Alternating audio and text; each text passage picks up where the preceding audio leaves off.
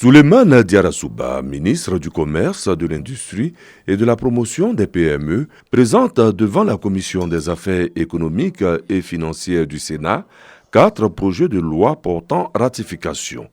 La création officielle du guichet unique de développement des entreprises de Côte d'Ivoire, un instrument pour l'éclosion des PME, la dissolution du Fonds de développement des infrastructures industrielles de Côte d'Ivoire, FODI, dont les prérogatives vont ailleurs, des mesures fiscales pour garantir la sécurité alimentaire dans la production et la transformation agricole, la concurrence avec une mainmise du gouvernement sur les prix des produits de grande consommation.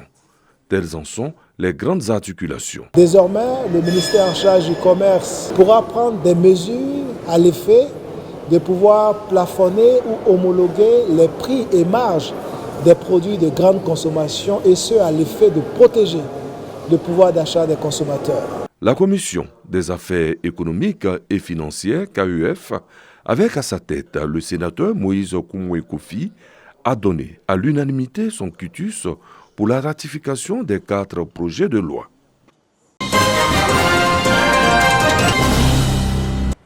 Pour la validation du rapport final de l'étude d'actualisation du schéma directeur du district autonome des montagnes pour la période 2023-2035, les travaux en commission se sont déroulés autour de 5 thématiques majeures, dont les infrastructures et l'urbanisme.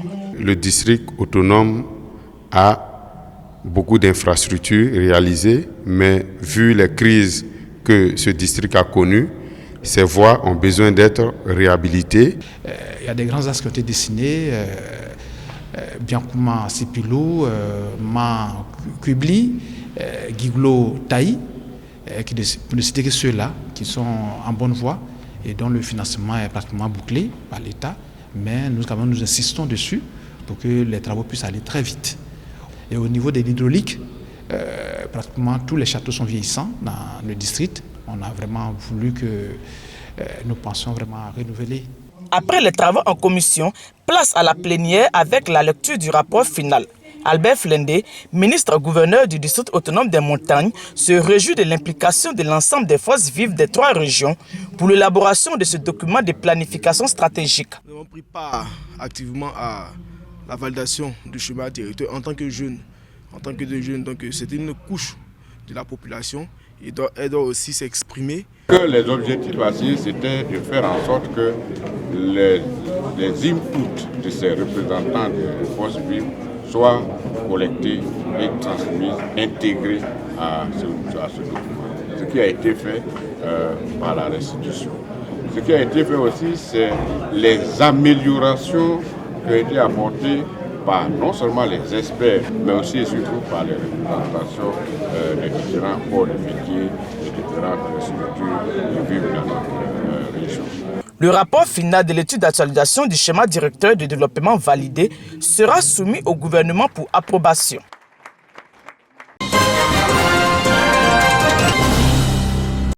Le rond-point en face de la mairie de Divo a servi de cadre pour cette campagne de sensibilisation de la semaine de la sécurité routière. Les usagers sont instruits sur le respect du code de la route et sur l'obligation d'avoir les documents administratifs nécessaires. Cette opération, elle est officielle et surtout dans le territoire ivoirien parce que décidée par le gouvernement et suivie de près par le président de la République. Elle porte déjà ses fruits parce qu'à la dernière réunion du comité de sécurité, les services populaires nous ont dit que pour une fois, ils ont pu avoir quelques nuits sans alerte.